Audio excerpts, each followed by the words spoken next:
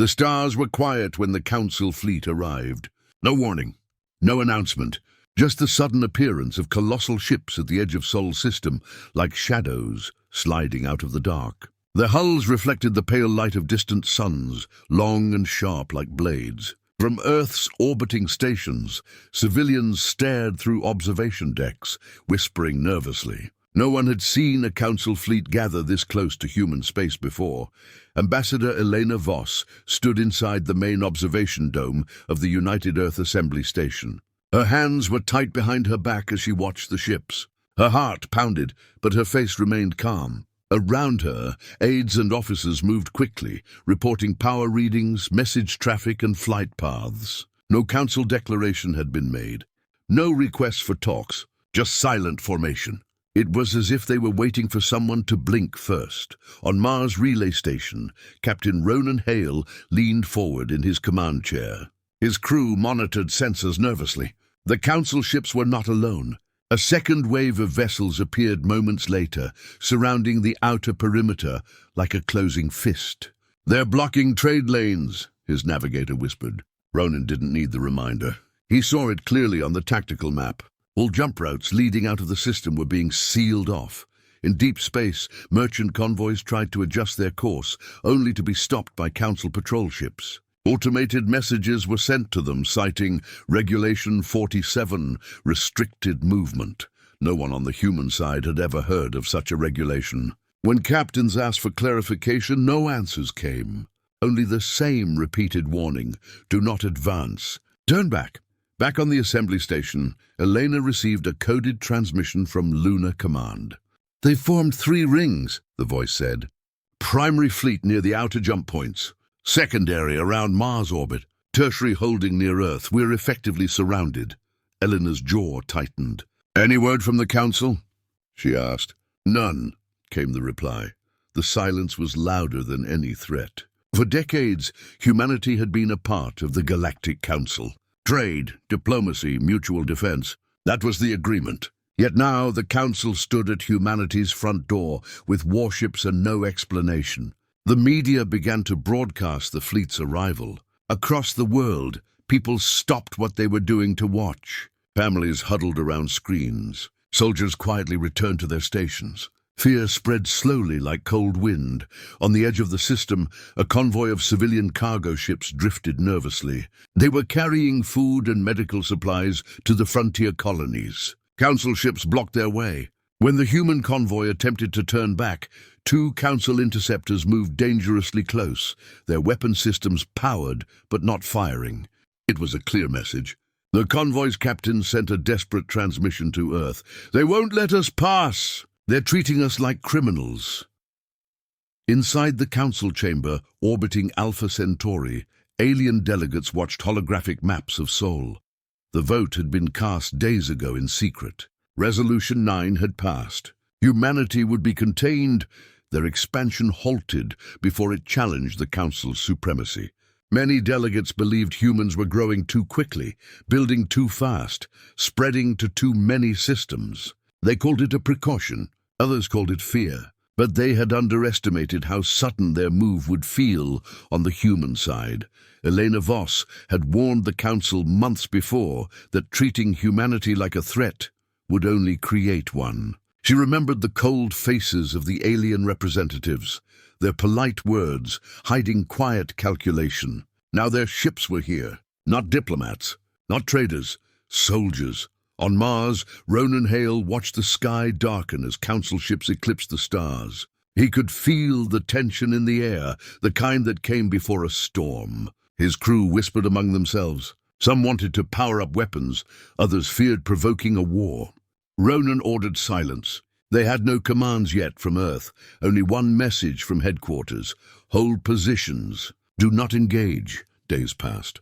The Council fleet stayed silent. No messages, no ambassadors, no explanations. The blockade tightened. Stations began running low on supplies. Civilian ships were turned away again and again. People started to panic. Rumors spread about invasion fleets hiding behind the moons, about secret Council demands. None of it was confirmed, but fear didn't wait for facts. Finally, on the sixth day, a single transmission arrived from the Council flagship. It was short. Humanity has exceeded acceptable limits. Further expansion is prohibited. All star lanes will be regulated. Compliance is required. There was no negotiation, no discussion. Just an order. Inside the assembly station, silence filled the control room after the message ended. Elena slowly exhaled. They've made their move, she said quietly.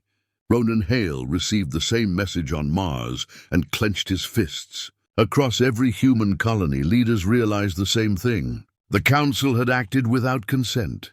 In the darkness between stars, hidden beyond normal sensor range, something else stirred. Long, quiet shipyards on forgotten moons powered up for the first time in years. Human vessels that had never been seen in public began to come online. No orders had been given yet, but the wheels of reaction were turning. Humanity might have been surrounded, but it was not weak. The Council thought their arrival would force surrender. They didn't understand. This wasn't fear forming in the silence. It was resolve. Humanity had been patient for decades. But now, as alien ships hovered over their skies and blocked their paths, something deep began to awaken. The stars were quiet when the Council fleet arrived. They would not be quiet for long. The first incident happened 3 days after the Council's warning. A small human freighter named Ardent Star tried to leave the Sol system through the Titan Gate.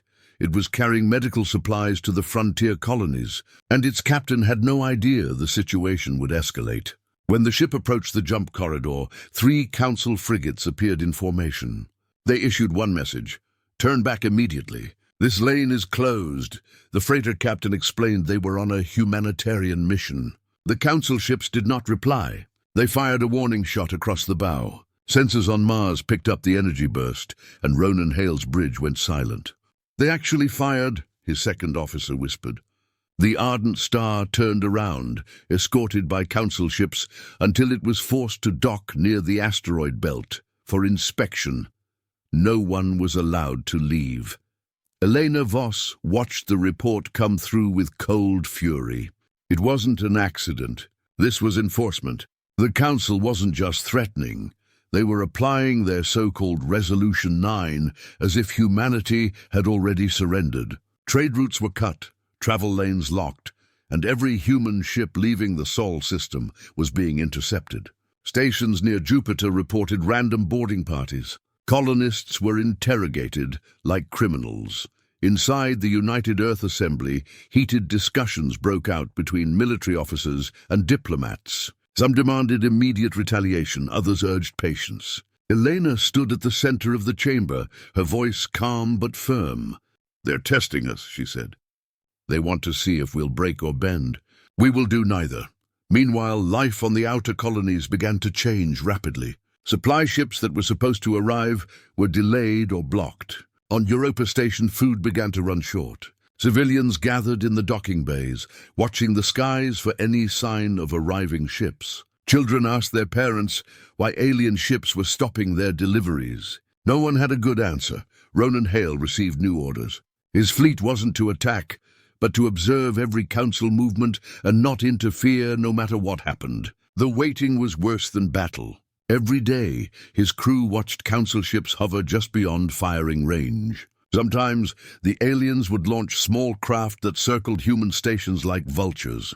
Ronan's helmsman once muttered, "It feels like we're living in a cage." Then came the first direct confrontation. A small patrol of Council ships entered Mars orbit, citing security inspections. They ordered Ronan's station to lower shields and allow boarding. Ronan refused. He cited Earth sovereignty and requested diplomatic clearance. The Council ships didn't leave. They simply hovered, their weapons powered, waiting. Ronan stood in the command center with his officers, staring at the display. "If they board us," he said quietly, "this turns into something else." Hours later, the Council ships pulled back without firing. It was a silent warning. Everyone on Mars understood the message. Next time, they might not leave. On Earth, the situation became political chaos. News networks ran non-stop coverage of the blockade. Footage of alien warships floating over Earth's orbit spread like wildfire. Protesters filled the streets of major cities, demanding answers. Some called for resistance, others begged for peace. The president gave a calm speech, urging patience and diplomacy, but people could feel the tension building. Elena met privately with Admiral Kaito in a secure orbital facility hidden beyond lunar orbit. They stood in a dark command room, holographic projections of the Council fleets floating between them. Kaito spoke first. "They've surrounded us, blocked our trade, threatened our colonies. If we don't act, they will tighten the grip further." Elena nodded slowly. "We can't move first," she said. "If humanity strikes first, they'll paint us as the aggressors to the entire galaxy." Kaito leaned forward, his voice low. "Then we make sure when they push they hit steel." He brought up a new projection, massive hidden shipyards in the shadow of Neptune. Hundreds of half-completed warships floated silently, their cores cold to avoid detection. "They think they've cornered us," he said. "They have no idea what we've built in the dark." For decades, humanity had been underestimated. While the Council watched their trade and politics, human engineers quietly advanced faster than anyone expected. New engines, stealth systems, AI-guided fleets, all kept secret under the guise of exploration missions. Now the fleet that no one outside of a handful of people knew existed was almost ready. Back on Mars, Ronan walked through the docking bay at night. His crew was restless. Some whispered about the growing fleet near Neptune. Others worried about families back home. Ronan stopped at the viewport, looking at the distant Council ships. They were beautiful in a cold, alien way, sleek, perfect, untouchable. But he knew beauty meant nothing in war. The next morning, the Council made their first real move. A group of human research vessels near Saturn was seized. No shots fired, no damage. They were simply surrounded and forced to dock under Council escort. All crew members were detained for regulatory violations. This time, the footage went public. Millions watched as alien soldiers marched human scientists off their own ships. The reaction was immediate. Across human space, outrage exploded. Soldiers volunteered in record numbers. Factories accelerated production. Even colonies that normally resisted Earth's commands began to unify. The Council had done what centuries of diplomacy could not. They gave humanity a single, clear enemy. Elena Voss stood before the United Earth Assembly again. Her voice was steady, but her eyes burned. "They think this will make us kneel," she said. "But history has shown that when humanity is pushed, we do not fall. We rise." In deep space, hidden relays activated one by one. Encrypted messages spread through secure channels. Silent fleets began to warm their engines. A storm was coming, and humanity was not going to be the one hiding when it hit. The Council's moves had been careful and calculated, but they had misjudged something fundamental. They believed humanity was still divided, still dependent. They didn't understand the patience of a species that had survived its own chaos to reach the stars. The first strikes hadn't broken humanity. They had united it, and somewhere far beyond the edge of known space, the first human dreadnought stirred to life. Its engines rumbled softly in the dark, a sleeping beast waiting for the signal. The Council thought they were tightening control. In truth, they were lighting the fuse. The third week of the blockade brought a strange calm. Council ships held their positions like silent sentinels, their long metallic bodies reflecting the sun's pale light. No shots were fired. No new laws were announced. It was as if they were waiting for humanity to break under pressure. But humanity did not break. Instead, something was happening quietly behind the scenes. In the deep shadow of Neptune, where sunlight was weak and sensors struggled, an enormous structure hummed to life. It was the Aegis shipyard, a classified installation that only a handful of leaders knew existed. Rows of warships drifted like sleeping giants, their hulls matte black to blend into the darkness. Engineers moved through corridors with quiet urgency. AI-controlled drones checked weapons, engines, and shield arrays. It had taken decades of secret planning, but the fleet was finally ready. Admiral Kaito stood on the bridge of the flagship Vigilant Dawn. Its massive frame dwarfed the standard Council cruisers. "How many are ready to launch?" he asked. A young officer replied, 32 capital ships, 2 carriers, and 1 dreadnought. "Support vessels are fueling up." Kaito looked at the projection of the Sol system. Red markers for council ships surrounded the human planets. "They think they've caged us," he murmured. "They don't realize the cage has teeth." Meanwhile, on Earth, Eleanor Voss prepared for a dangerous meeting. A council envoy had finally requested talks, but the request came with conditions. The talks would happen aboard a council flagship under their laws. Many believed it was a trap, a chance to humiliate humanity publicly. Elena agreed anyway. Her reasoning was simple. If the council wanted to look down on humanity, she would let them. But she would not go unprepared. Before departing, she met with Kaito in a secured chamber. "They expect fear," she said. "They'll try to dictate terms." Kaito nodded. "And what will you give them?" She looked at the star map with calm eyes. "A warning, one they won't understand until it's too late." Elena boarded a diplomatic shuttle and traveled to the council flagship, anchored near Saturn. As the shuttle approached, it was dwarfed by the alien vessel's size. Its surface glowed faintly like living metal. Inside the council chamber, tall alien delegates sat in a circular hall, their eyes reflecting the cold light. They greeted Elena with forced politeness. The council speaker, a tall being with pale silver skin and long, thin hands, began. "Humanity has expanded without permission. You have disregarded galactic protocols. Resolution 9 is the Council's decision. You will comply. There is no negotiation." Elena stood straight, unshaken. "We have heard your decision," she said simply. "But humanity does not bow to decrees made in our absence." The speaker tilted its head. "You misunderstand. This is not a matter of pride. It is survival. Humanity is unpredictable, dangerous. We will contain you for the good of the galaxy." For a moment, silence filled the chamber. Then Elena took a step forward, her voice steady. "Contain us? You think you're keeping the galaxy safe. But all you're doing is lighting a fire you cannot control." The speaker leaned closer. "Is that a threat?" "It's a fact," she replied. "You've seen only what we wanted you to see. You've mistaken patience for weakness." She turned to leave. "You've made your move. Now wait for ours." Back in the Sol system, events began to shift. Small council patrol ships started vanishing from the edges of the system. No debris, no distress calls, just silence. In reality, stealth human strike teams were quietly dismantling their sensor stations, jamming communications, and testing enemy response times. The council commanders grew uneasy. They doubled patrols, but more ships disappeared. On Mars, Ronan Hale received a new set of orders. His fleet was to hold position, but under a new protocol, active observation. In other words, they were no longer just waiting. They were quietly probing council defenses, mapping their formations, looking for cracks. "We're testing the net," Ronan told his crew, "and soon we'll tear it apart." Meanwhile, on the hidden moon bases, crews worked day and night to bring the secret fleet online. Giant reactors powered up. Hull plating was welded. Drones swarmed like bees, preparing everything for launch. Engineers, who had been silent for years, whispered to each other with a mix of fear and pride. The moment they had trained for in secrecy was finally coming. The Council's arrogance made them blind. They believed their blockade was complete.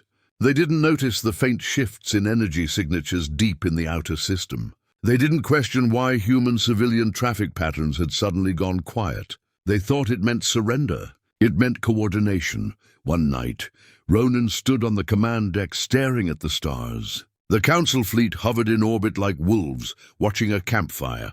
His first officer approached him. "Do you think they know what's coming?" she asked. Ronan shook his head slowly. "No, and that's the problem. They think this is a game of power. They have no idea what kind of storm they've started." The first spark of defiance came on the 12th day of the 3rd week. A council patrol ship tried to board a small mining outpost near the asteroid belt. The outpost's defense grid activated, repelling the boarding craft with non-lethal pulses. It was the first time humans had actively resisted since the blockade began. The council ship retreated, but the message was clear. Across human space, whispers spread. "We're not powerless." People started volunteering for defense militias. Engineers worked without rest. Merchants funded supply lines in secret. The human spirit, quiet and waiting for weeks, began to burn hotter. At the Aegis shipyard, Admiral Kaito watched the dreadnought Leviathan power up fully. Its engines roared like distant thunder. The entire shipyard seemed to vibrate. Kaito smiled grimly. "They think they're watching over us," he said to his crew. "They have no idea what's watching back." The calm of the blockade was ending. The galaxy didn't know it yet, but the quiet darkness around Neptune had become the cradle of something that would shake the stars. The Council believed they held all the pieces on the board. Humanity was about to flip the board entirely. The fourth week began with a transmission that spread through every human station like a shockwave. A Council patrol ship had opened fire on a civilian freighter near Jupiter. The freighter, unarmed and carrying refugees from the frontier, had refused to alter its course, claiming safe passage under old Council treaties. The alien ship responded with a precision strike, disabling its engines and forcing it to drift helplessly. Emergency broadcasts from terrified passengers echoed across channels. The Council patrol boarded the freighter, took control, and towed it to an unknown holding point. The reaction was immediate. Earth's networks showed the footage on repeat. A helpless ship surrounded by alien cruisers, passengers screaming over broken comms. Across human space, the anger that had been simmering turned into something sharper. On colonies, people gathered in silence around screens. On Mars, soldiers stood in mess halls without speaking, fists clenched. Even on the hidden shipyards near Neptune, workers paused, listening to the recording play through the halls. No more pretending this was just a blockade. The line had been crossed. On Mars Command, Ronan Hale paced the bridge as new reports came in. "They're moving closer," his comm officer said. "Patrol groups are shifting toward Mars orbit. Looks like they're expecting us to respond." Ronan stared at the map. "They're baiting us. They want us to fire first," he muttered. But inside, he knew the truth. Every passing day made holding back harder.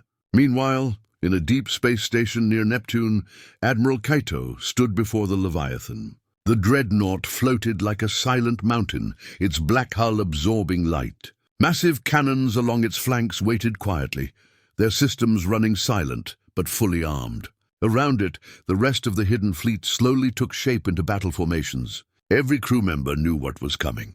They could feel it. The galaxy thought humanity was trapped. But out here, far from prying eyes, humanity was gathering its storm. Elena Voss returned from the Council meeting with no illusions. Their message had been clear: compliance or isolation. She stood in front of the United Earth Assembly with a calm face, but her words carried steel. "They have mistaken silence for surrender," she said. "They believe fear will make us kneel, but we have endured worse than their threats. And when humanity stands together, nothing can contain us."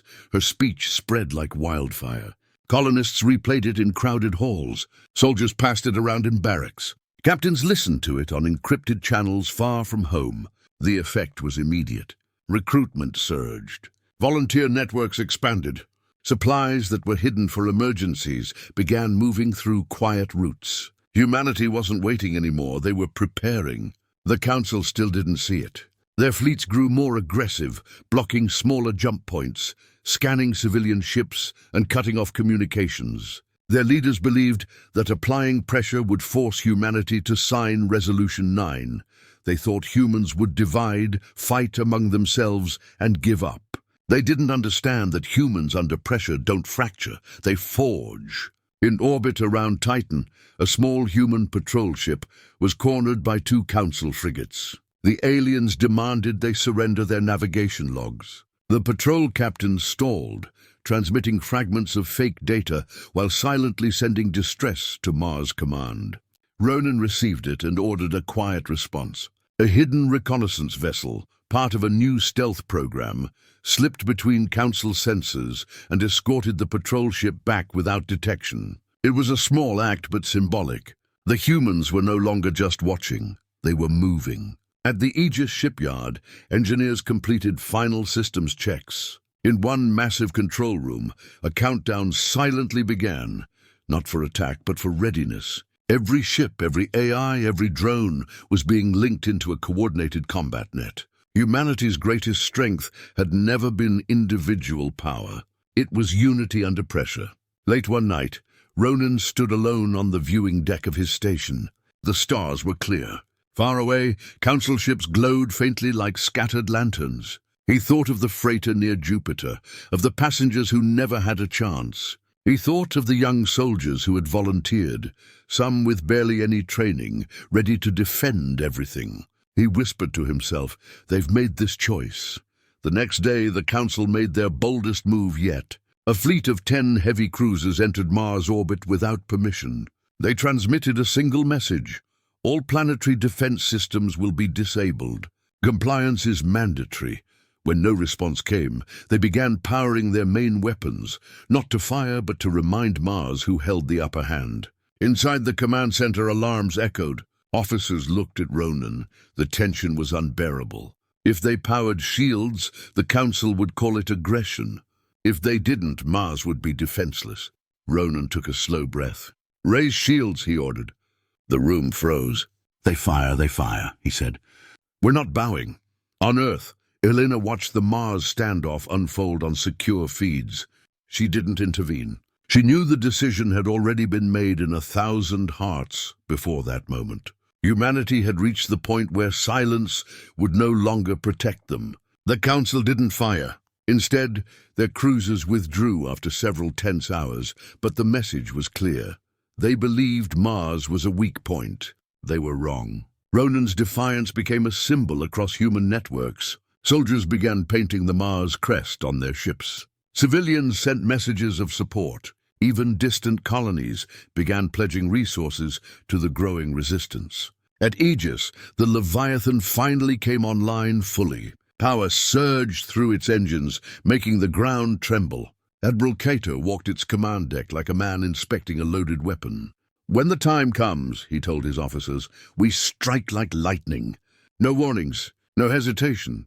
The Council thought the freighter attack would break human morale.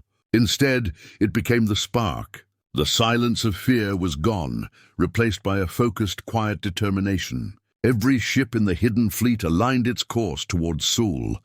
Every captain knew their orders. The galaxy didn't know it yet, but the countdown had already begun. Humanity had endured their warnings. It had endured their blockade.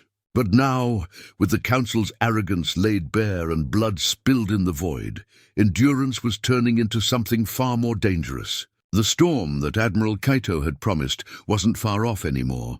It was gathering at the edge of darkness, ready to strike. And when it did, the galaxy would remember the day humanity stopped waiting. The 5th week began, with a silence so heavy it felt unnatural. Council ships held their orbits, motionless, their patrols unusually restrained.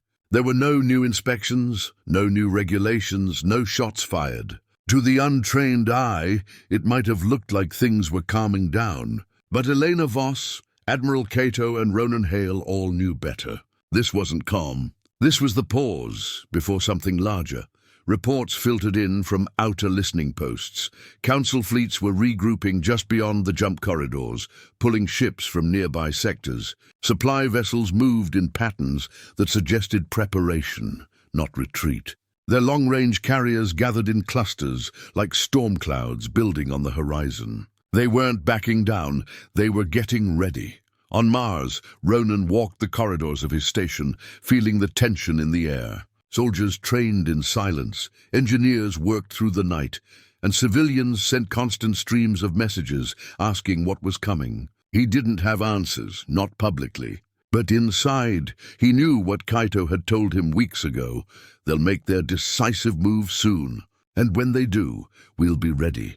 Far beyond Neptune, the Aegis shipyard had transformed from a hidden outpost into a hive of coordinated precision. Fleets hovered in perfect formation, like dark shapes waiting in deep water. Every ship was powered but masked, their signatures buried beneath layers of electronic deception. Drones darted between hulls like insects, carrying last-minute supplies, data chips and personnel. The dreadnought Leviathan floated at the center, engines thrumming softly like a heartbeat. Cato stood on the bridge. his gaze fixed on a holographic display of the entire Sol system. Red markers for Council fleets blinked steadily, encircling Earth and Mars like a tightening noose. "They think we're trapped," he said quietly to his officers. "They're wrong. We've been waiting for this exact formation." On Earth, Elena met with the heads of the Planetary Defense Network.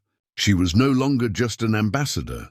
She was now one of the primary decision-makers for humanity's response. The Council's silence had given her time to unify factions that once argued endlessly. Military commanders, industrial leaders, and civilian representatives sat around one table for the first time. "They're gathering," one general said. "They'll strike to force surrender," Elena nodded. "And when they do, we strike back, not with words, but with proof that humanity is no one's subject." That night, encrypted messages flashed through the hidden network like sparks across dry grass. Every captain, every squadron leader, every stealth relay received the same coded signal: "Stand by for Operation Dawnfire." No explanations, no debate, just a single instruction: be ready. Meanwhile, aboard a Council flagship near the jump corridor, alien commanders reviewed their own plans. They called it Operation Containment. Their goal was simple: deploy a massive show of force directly over Earth, seize orbital control, and make surrender unavoidable. Their analysts assured them humanity lacked the fleet strength to resist. Their fleets were larger, older, tested through centuries of interstellar rule. They didn't consider the possibility that humanity had been hiding something. On Mars, Ronan received the Dawnfire signal while monitoring a group of Council frigates circling the planet. He showed no outward reaction, but inside, his pulse quickened. He knew what that signal meant. Years of waiting, training, and watching were over. "Get the crews ready," he told his officers. Quietly. "No sudden moves. They'll make the first strike." 2 days later, the first jump signatures appeared. A Council carrier group, larger than anything seen near Sol so far, emerged at the edge of the system. Its ships spread like wings, flanking the existing blockade. Civilian stations picked up the energy spikes instantly. Panic began to spread through communication channels. Council ships advanced toward Earth, slow and deliberate. Their carrier launched thousands of small drones that formed a glowing grid around the planet. It was a display of dominance. Her voice broadcast on all frequencies: "This is the Galactic Council. Humanity will comply with Resolution 9, disable all defense systems, and surrender control of orbital platforms. Failure to comply will result in enforced containment." The message repeated in a dozen languages, cold and emotionless.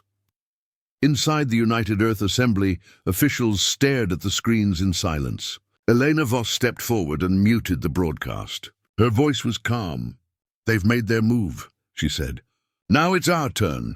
At Aegis, Admiral Kaito received the final authorization. His crew moved like clockwork. The massive hangar gates opened slowly, releasing the hidden fleet into the dark. One by one, black ships drifted out of the shadows, their hulls absorbing starlight. They accelerated silently, their signatures masked, moving toward the Council fleet's rear lines like a tide building in the deep.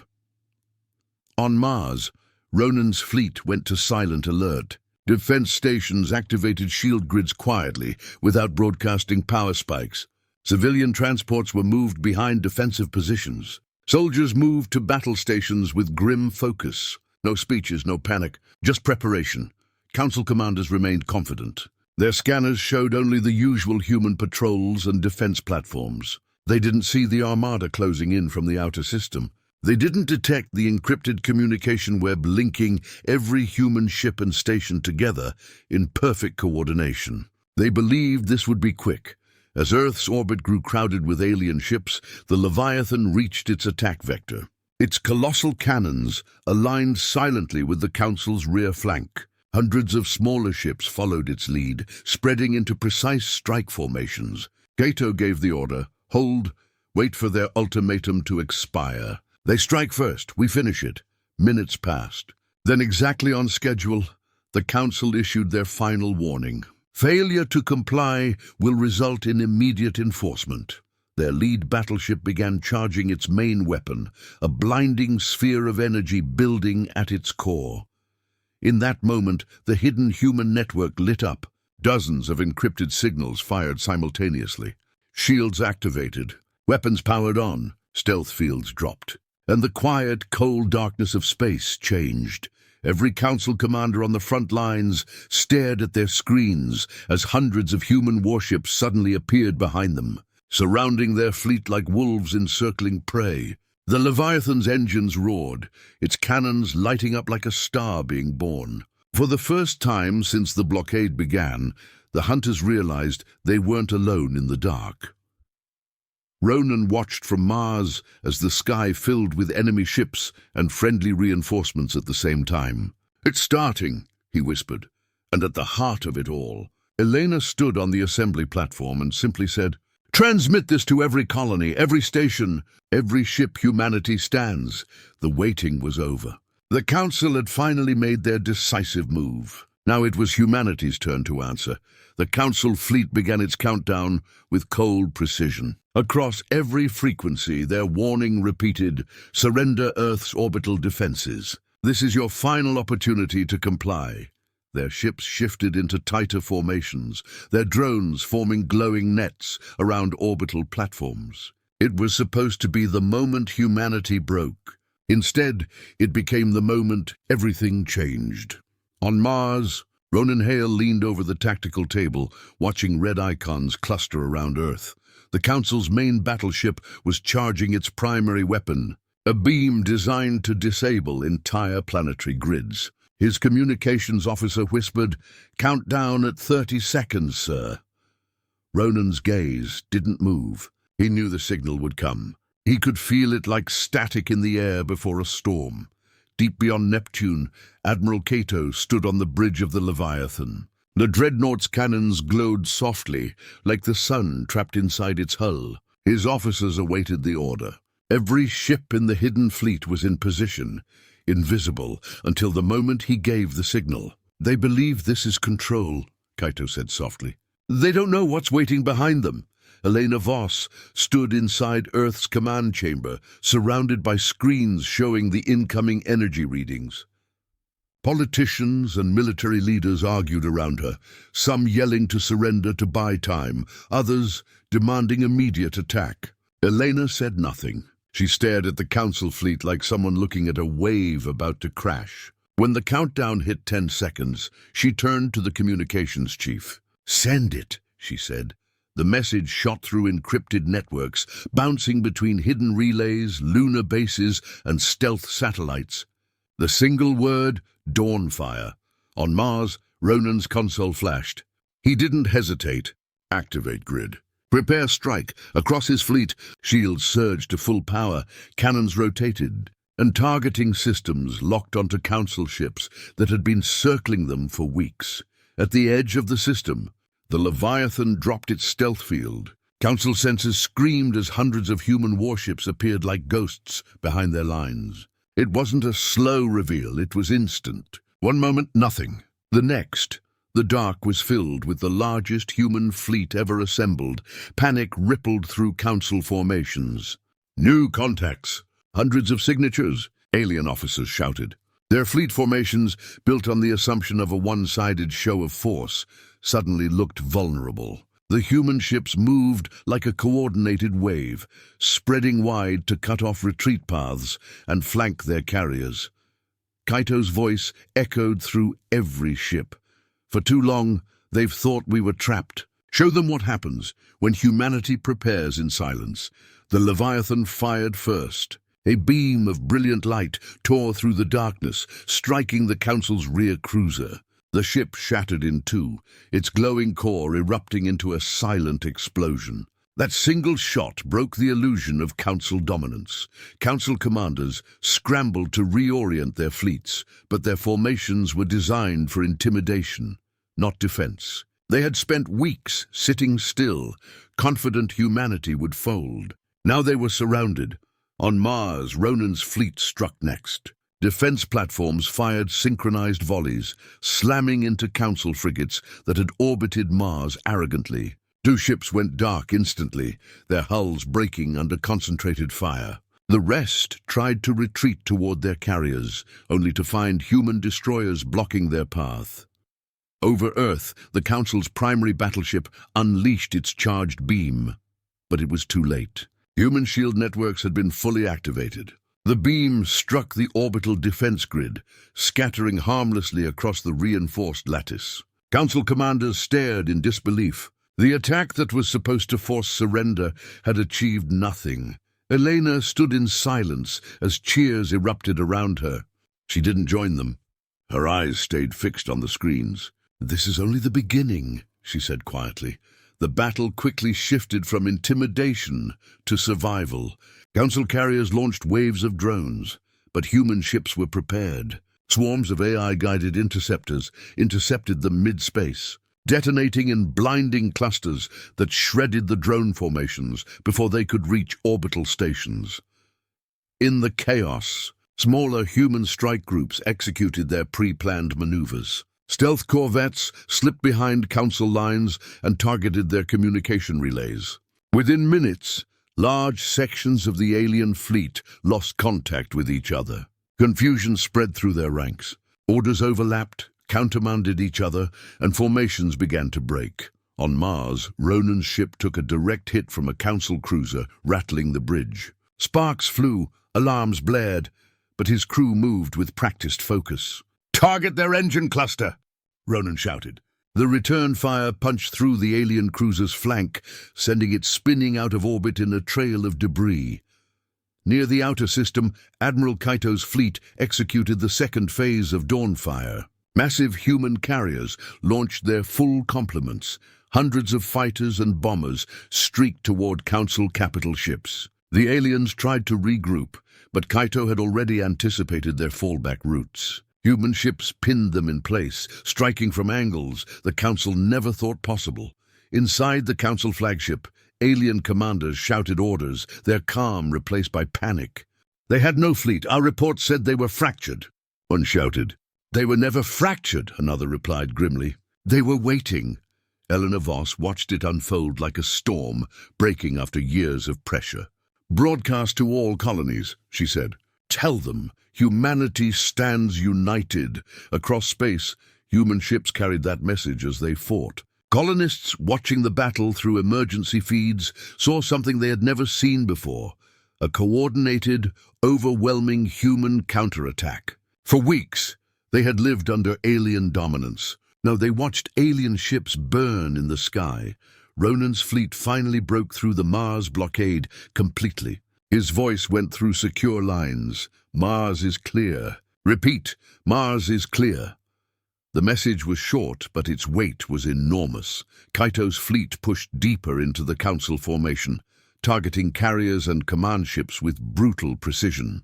Years of secret development showed their worth. Human ships moved faster, struck harder, and coordinated through encrypted channels the Council couldn't break. By the end of the first hour, half of the Council's rear fleet was destroyed or disabled. Their remaining ships scrambled to retreat through jump corridors, only to find them blocked by human cruisers, waiting like wolves. The galaxy had believed the Council's power was unquestionable. That illusion shattered in one decisive moment. Humanity hadn't just defended itself, it had taken control of the battlefield. On Earth, Eleanor finally allowed herself a single breath. The room buzzed with victory reports, but her voice cut through the noise. "Don't underestimate them," she said. "They'll regroup. This isn't the end." She was right. Far beyond the system, Council reinforcements were already on the move. But for the first time, the galaxy saw that humanity wasn't the cornered prey. It was the rising storm, and the Council had just been caught in it.